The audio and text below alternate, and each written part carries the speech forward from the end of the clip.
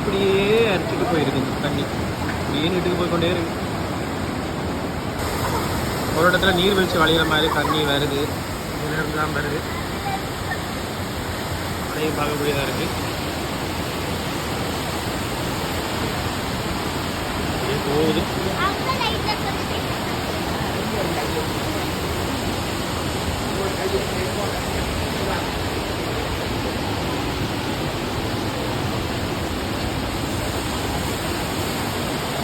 கொஞ்சம் கிளியராக தெரியுதுங்க. வந்து பாவல இதில் இறங்கினா நல்லா இருக்கும் போல இருக்கு. உண்மையிலே பார்க்க அழகாக இருக்கு. அவ்வளோ